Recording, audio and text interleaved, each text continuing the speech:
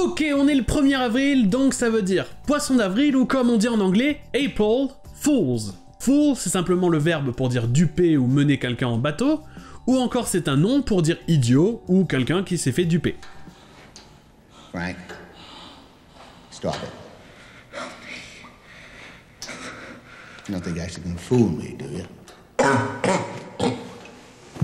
Mais aujourd'hui, je pensais rester sur les poissons d'avril en parlant des expressions en anglais avec le mot poisson, fish.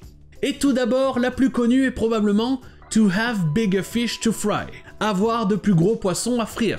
C'est simplement la version anglaise et moins perturbante de avoir d'autres chats à fouetter. Ça veut dire avoir de meilleures choses à faire. Delbert, what are you talking about? We got bigger fish to fry. Et ensuite vous aurez like shooting fish in a barrel, ce qui veut dire littéralement comme tirer sur des poissons dans un tonneau. On utilise cette expression pour dire que quelque chose est très simple, comme tirer sur des poissons dans un tonneau, ce qui est normalement assez facile. As soon as they hit the gas, we'll take them out. You going to shoot them? I shoot fish in a barrel. Good. Vous trouverez aussi simplement le mot fishy, c'est quelque chose de louche ou de suspect. I knew there was something fishy. We never got the cause of death. She's been murdered. And you think I did it. Hey! Ça vient de l'expression quelque chose qui smells fishy, qui sent comme du poisson, qui sent le poisson. C'est quelque chose dont il faut se méfier. Fishy. Il y a une autre expression dont j'ai déjà parlé et qui me fascine parce que c'est le contraire en français. Je m'explique. En anglais, on peut dire qu'on est comme a fish out of water, c'est-à-dire un poisson hors de l'eau. Ça veut dire être inconfortable dans une situation ou un endroit, comme un poisson qui est hors de l'eau. Mais en français, on a le contraire. Être comme un poisson dans l'eau. Ça veut dire être extrêmement à l'aise dans une situation.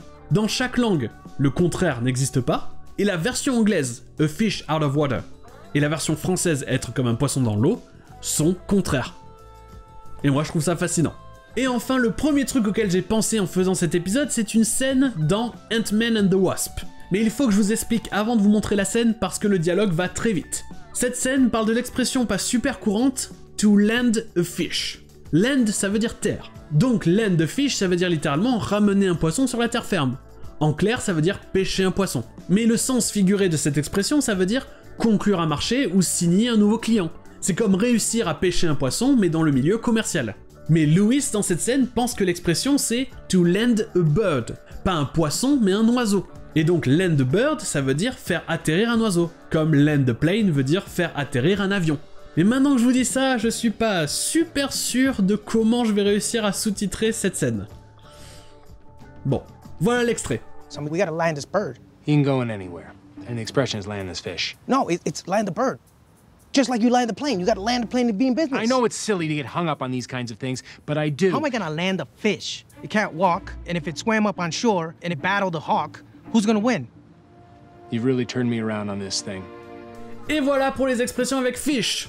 Et sur ce, je vous dis à demain.